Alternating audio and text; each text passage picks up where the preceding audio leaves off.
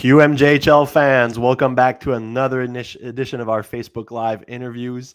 Today we have a special guest who's currently playing in the first round of the playoffs. So we have Manix Landry from the Drummondville Voltigeurs. So Manix, welcome. Thank you. Thanks for having me. No problem. Thanks for taking the time, obviously, at this time of the year as well. So we have a lot to discuss with you. It's been a pretty busy season, but just as an icebreaker, the first question I like to ask the boys when they come on is your jersey number, why you picked that one, and if you have a nickname and why people call you that way. So we'll start with the jersey number. I know you were rocking 77. Yeah, 77 was just one of the numbers that was available when I came to Drummondville. Obviously, I came a bit late, so the numbers were pretty limited, but I think my brother had that number when he was younger. I felt like it suited him well with the Landry name, so Okay. I decided to use that one. And what about growing up? Was there one number you always turned to? No, not really. Growing up, I was just the coaches, I think, assigned numbers. So I had 50, 53, 87. Never the same number from year to year. So always change a little bit. 87 sounds good, but 50, 53, those sounds like training camp numbers. Yeah. That's what I've been told. What about nickname wise? I mean, obviously Manix is a first name that stands out, but what do the boys call you in the room? Manny, or yeah, I think Manny is a pretty common nickname. There's Manny's the not many one. nicknames for Manix, so True that, true that. It could be ML. I don't know. Guys come up with some funky stuff sometimes. yeah. But I think Manny, it's a pretty good name around it. I like Easy Manny. saying. Yeah. It fits with the mustache nowadays too. Yeah, exactly. So Manix, for people watching online who don't know, obviously you were drafted in the NHL by the Arizona Coyotes in 2021, I believe. Yeah, Um, two years ago. yeah, 2021. Yeah, So that was a COVID draft, am I right? yeah, exactly. So how did that go down for you? I'm guessing you were with some family and friends. How was that whole experience? Obviously, not getting the chance to be on site. How'd you guys live that as a family? Well, just with my close family at home, and then when I got the phone call that I was drafted, and when I saw my name on the on the TV, obviously some family came for supper, and then we had a fun night afterwards. How was that reaction? What'd you get first? Did you get the name on screen first or the phone call? I know it varies for Uh, some guys. One of the scouts texted me, said like, "Are you ready to do this?" So I was like I think two picks before, so I was waiting my name, and then when I saw my name on the board, my mom tried to take a video, but it was a photo instead. So It's still a so it was a souvenir. pretty She's got it yeah, somewhere. no, exactly. It was a pretty funny moment though. So you're a fifth round pick, so it's a little bit more in the middle rounds of the draft. I mean, did you have any expectations going into? Did you know where you were going to land, or were you just playing it depending on you'll be happy no matter where you go, obviously? I was just going to draft. I was like just happy where I was gonna go. Obviously I had great conversations with two or three teams, and Arizona was in them, so I was pretty confident in that team. And then you know, just as the draft was going by, I just not having not no expectation, but I was just like, okay, well, if it happens, it happens. If it doesn't, we'll just keep working hard, and Hmm. um, just it's a rewarding moment when it happens, though. And you said you had been in contact a little bit more with Arizona than other teams. So I'm guessing every time they were coming up to the, I was going to say the podium, but there was none. But every time it was their chance to pick, did you have a little, a little butterflies in your stomach or something? Yeah, exactly. Every time they were picking, I was not nervous, but I was like, oh, okay, maybe it's me. But you know, you feel that for every pick in the draft when you know it's your range a little bit. So Yeah, no, exactly. Now I'm guessing I think you've gone through two camps already, two training camps at Arizona. yeah, yeah. So we'll go back to your first one. How was that first camp? Did you have like a welcome to the NHL moment, or did you walk in the building and see something you weren't expecting? Well, just the way it happens, you know, you get the flight tickets, get there, somebody's waiting at the airport for you. It's just like nothing you ever experienced before, and then you get to the rink, whole new equipment. You get a bag with a lot of stuff. Since it was COVID draft, I had in my bag my draft jersey, so that was pretty nice. I wasn't Okay. really, I was like, maybe they're gonna send one by the mail, but they gave it to me when I got there, so it was pretty nice of them for them to do that. And then just the camp in general was really nice. and since it was a COVID, like the rookie tournament, like the rookie camp led me to the rookie tournament and then the main Yeah. camp. So it was all like a whole month there. That was pretty. You were on a cloud almost. You're just going to the rink every day with the pro players, and then yeah, it's pretty exciting stuff. I was going to ask, out of the pro players that you met, obviously not at the rookie camp, but prior to that, is there anyone that, you were in awe of or sort of took you under his wing? Well, no, I think you get there and like as I said, the first camp you're going like stages, and then uh, there's cuts and everything. So all the young guys are all like sticking together and stuff. So, but looking at the practice and stuff, like I could tell like Keller was his skill was off the chart, like way above everyone else. Like the size of the guys too is pretty big difference between a junior and pro. So that's the two main things I remember on my first day with them.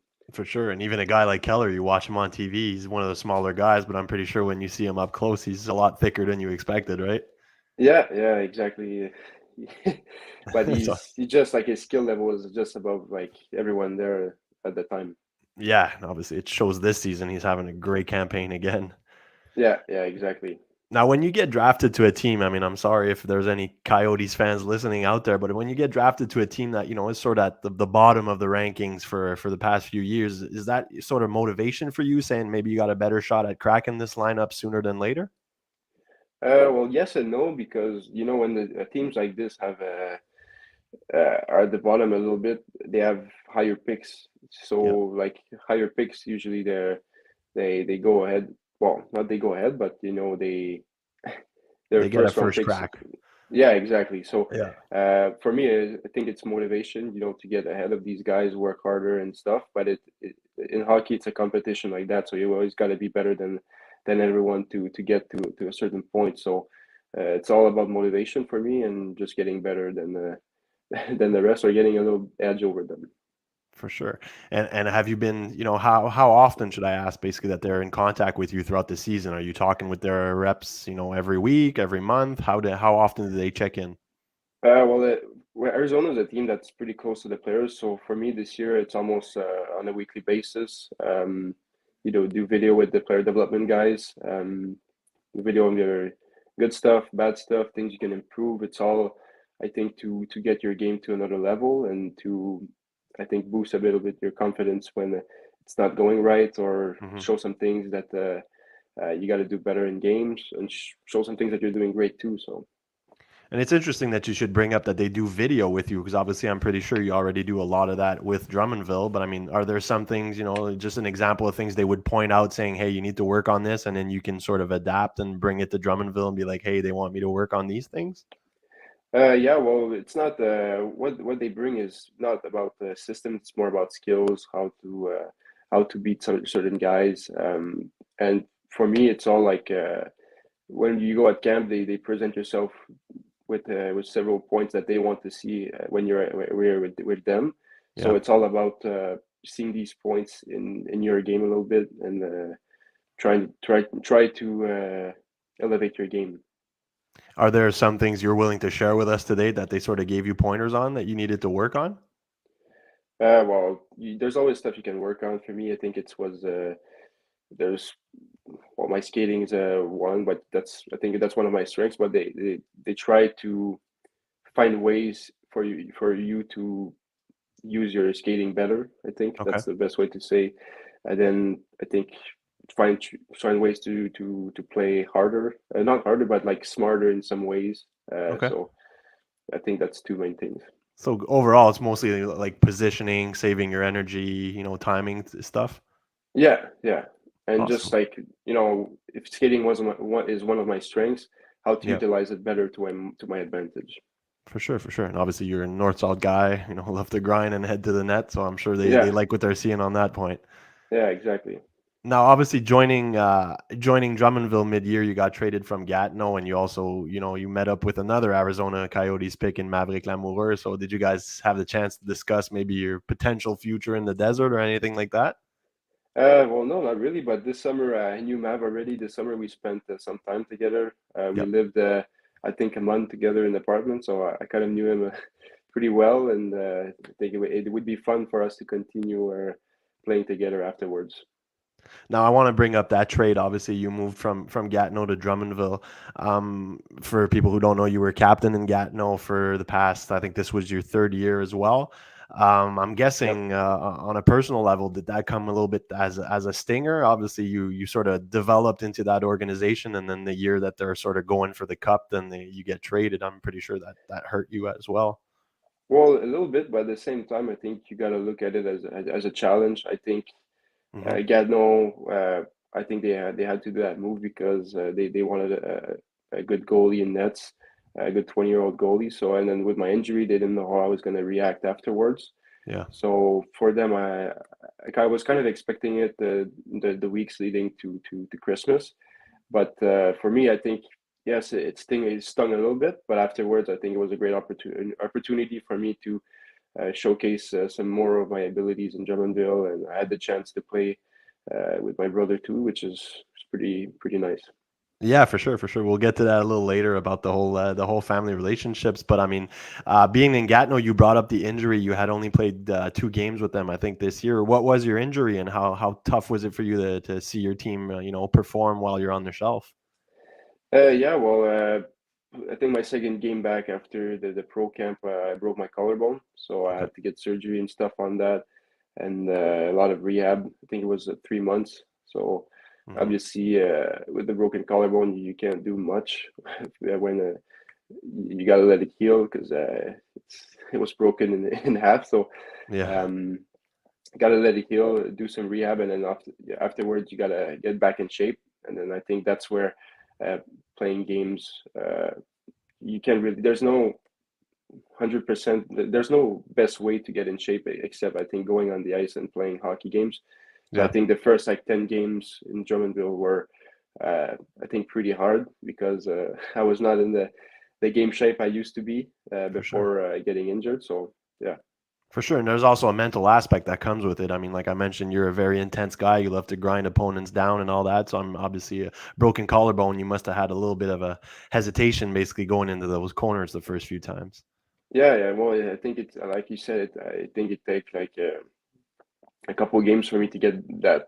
I think sense of feeling back. Like okay, my shoulder's fine. Even if I think it's easy to say, just like okay, after one hit, I'm fine. I think it takes time for your head to get really used to that and get back to the old ways. And now, obviously, you mentioned, you were familiar with Maverick in the locker room. Obviously, your brother you were familiar with as well. But I mean, what did you know about Drummondville before going there? What did you know about that organization? I know, like for me, when I was in Gatineau, I think they were a very hard team to play against. They're always fast, hardworking. So I was pretty excited to, I think, join that mentality. Hmm. Because I think it fits my game style a little bit. And then I knew Simoneau played there, and I trained with him in the summer, so I knew how things were in there, and I heard stories there about too. So I think it was a little familiar with the place. And what would you say basically is the major difference, if you want, between playing in Gatineau and playing in Drummondville now? Is there something that that's very different from the whole environment? Uh, I don't know. I think that the rink is the big difference. Hmm. I love the rink in Gatineau, but I think the rink in Drummondville has that I think cozy feeling of an older hockey Vintage. rink. Yeah, vintage. The fans are closer to the game. I think because it's a smaller rink, the fans are louder. They Yeah. appear louder. I really like that. I think because it gives a lot of momentum for us. For sure, and I was going to bring up my next point is obviously the playoffs. I mean, you guys are taking on Victoriaville right now, which is no easy task, but the series is tied at 1-1. So I want to know basically how'd you approach that series, being a veteran on that team? Did you sort of provide any leadership at all to the boys? Well, I think as an older guy, you've experienced a lot of stuff during over your career, and I think as a team, it was just to get in the series as our team was I think peaking a little bit.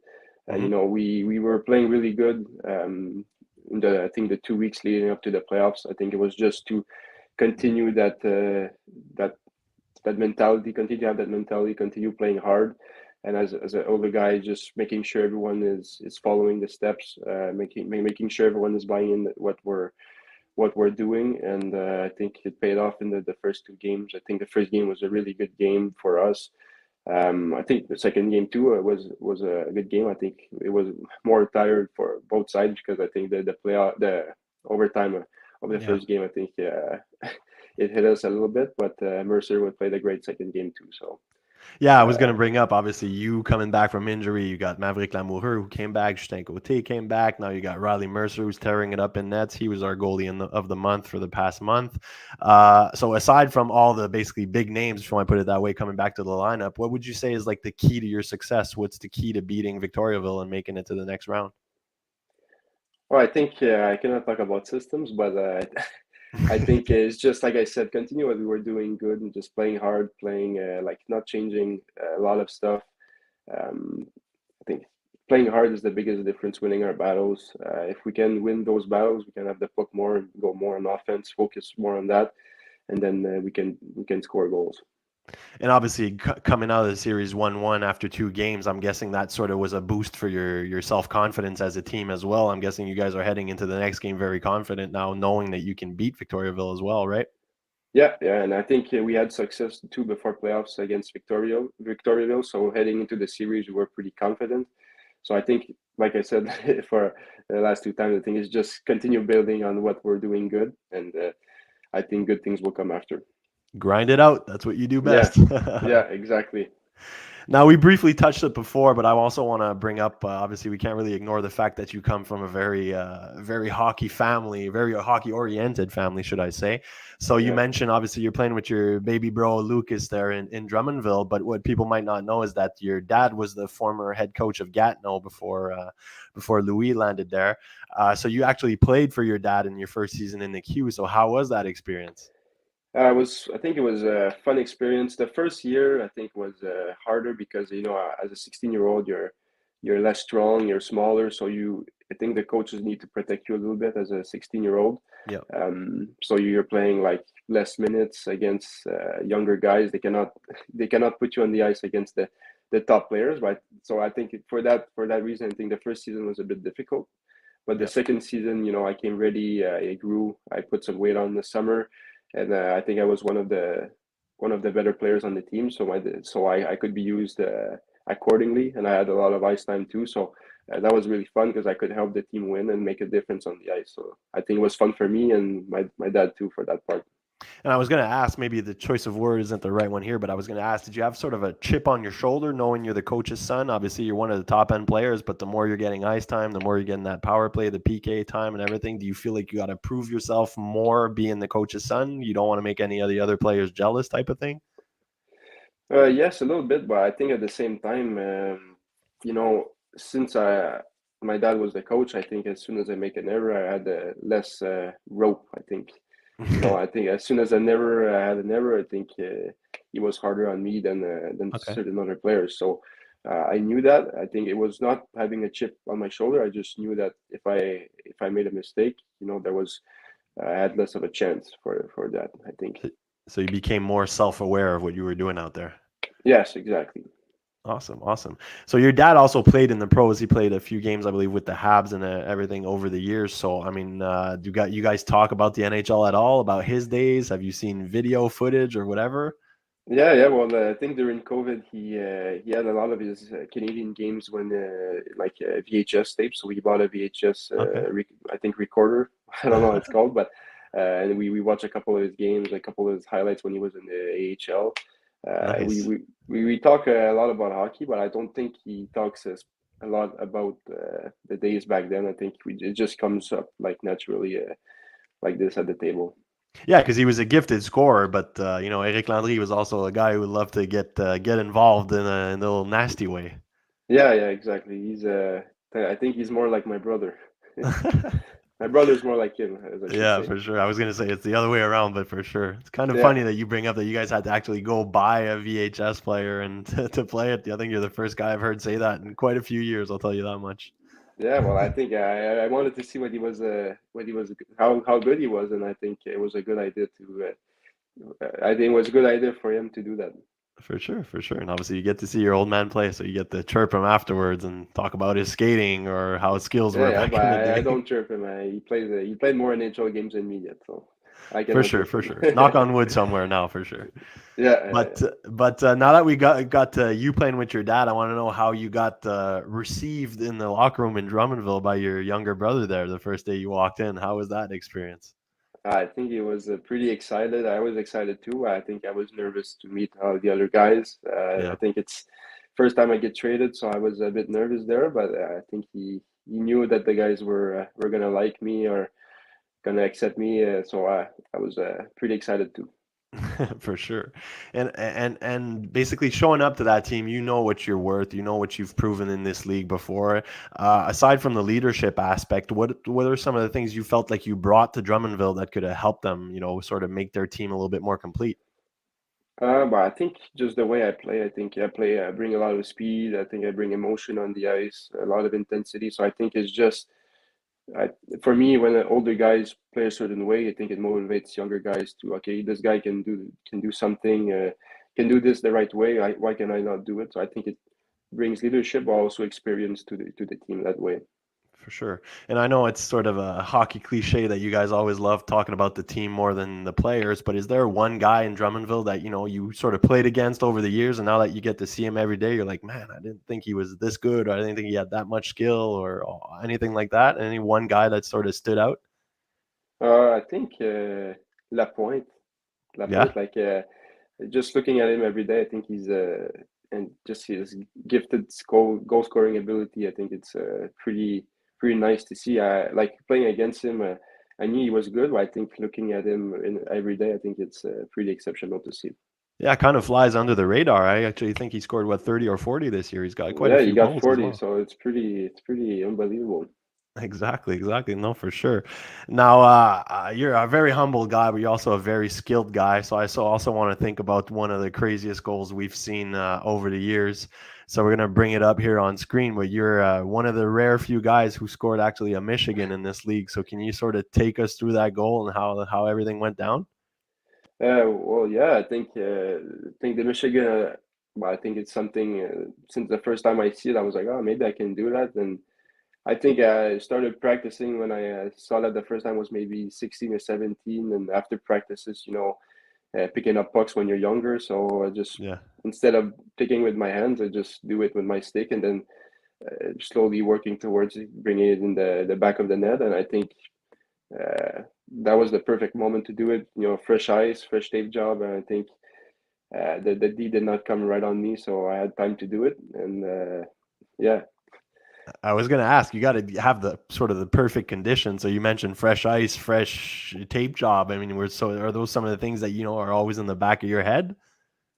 yeah, I think you don't necessarily need to have a fresh tape job. I think it helps for the puck to stick to your blade because I've tried it before, and the puck just flies over your stick, or it doesn't stay right on your stick because there's too much snow or it's too wet. So Yeah. I think it definitely helps to have a perfect tape job and fresh ice, but you can do it if you don't have the perfect conditions too. Every time I see the replay, I just see Boutin with both hands on his helmet. He doesn't understand what just happened. Yeah, But yeah, that but was a we brought it that. up. We've heard guys in the NHL who've scored Michigan saying, "Oh, like their teammates, should I say, saying, oh, well, I'm not surprised that he pulled it off because he does it so many times in practice." But I mean, how often do you practice that type of goal? Well, I think just after practices, when there's 4 or 5 guys on the ice, you're one of the last guys on the ice. You have fun on the ice and you practice that. Like I've had some competitions with the 2, 3 guys. Like okay, we can do it the most times in a row, and Okay. it's just stuff like that. It's not a drill you can do. I don't think all the coaches love that. I don't think they will practice that because it's not a 100% goal every time. There's factors to consider, but just it's a skill to have, I think. Now, obviously, we don't see Michigan goal scored that often. We see more and more nowadays. But do you think that we're sort of trending that way? Do you think it's going to be something that's going to be natural to see in the next few years? Well, I don't think natural because I think it takes like a certain level of skill, but I think it's going to become more. more frequent because I think younger players, they start at 4 or 5 years old and they can do Yeah. what they do on the ice is pretty amazing. So I think in the next 5, 10, 15 years, it's going to become more frequent because younger players practice more Yeah, this it's stuff. crazy. It's crazy. And Yeah. I won't give away my age, but I'm in the Crosby years, and I remember when he scored his first Michigan. The next practice, we were all out there trying to scoop it behind the net and trying to Yeah, it's get for the whole sure. thing going. You recreate what you see on the TV, and I think it's great for younger players to do that. I think that's where technology is pretty good Yeah. for young guys. Yeah, and obviously, you brought it up early that you do a lot of video, but I was going to ask, are you a sort of YouTube guy? Are you trying to watch what guys do night in, night out? Are you trying to repeat what are you trying to practice your backhand to be like Leon Draisaitl? Is there anything that you're sort of trying to emulate? Well, I think just with social media now, like everything that the players do, which is a nice goal or a Yeah, nice move, you see it immediately on your feed on Instagram, Facebook, Twitter, anything you go on. I think you see a lot of stuff. So I think if you see something that okay, that's pretty nice, you go on the ice, you try it right away, and if it works, it works. If it doesn't work, it doesn't work. So I mean, you try to recreate the same stuff, but also you try to do the hard skill to recreate the hard skill that with let's say like the Leon Draisaitl backhand. You say this is he's pretty good. It's one of his strengths in his game. You try to practice that too. Like try to bring your overall uh, how just did to I say work on this? your overall game. Yeah, overall game, overall skills, just to improve that daily. I think. For sure, for sure. What about like in terms of like a pro comparable? I know some guys often ask, who do you compare yourself to? But you yourself, do you look at one guy in particular? Are you like a Ziegler guy, a Cole Caulfield guy? Are you watching videos of a certain player? Not exactly. I think uh, I'm not I'm not skilled enough to be compared to those guys, but I think I have a pretty good skill, higher than the average. I think I Hmm. just bring a lot more to the table than just skill. I think. No, for sure. I was just asking if you had one guy in particular that you sort of watched more videos of. Well, no, I think there's like you see a lot of Zebra's videos because he's doing a lot of incredible stuff on the ice. You see a lot Yeah. of Caulfield goals because he's sniping the puck every game. But there's other guys like let's say Patrice Bergeron and Jonathan Tace who are doing great stuff that are passing under the radar. I think too. For sure, for sure. Unreal. So I guess that's all we had for you. Obviously, it's thanks for taking the time. Like we said, it's very Ah, you're busy in welcome. the playoff series here, but we're gonna wish you the best of luck. Hopefully, being a 20-year-old, you get a little taste of the cup and sort of rub it into Gatineau's face if you could go all the way. Yeah, that'd be great. Thanks for having me. Awesome, Manix. So thanks. So for people who are watching online, Manix is going to head to our French Facebook page to have this interview done in French as well. So you can follow along there. If not, you find everything on our Facebook pages on our YouTube page as well. So once again, Manix, thanks and have a great night. Thank you. You too.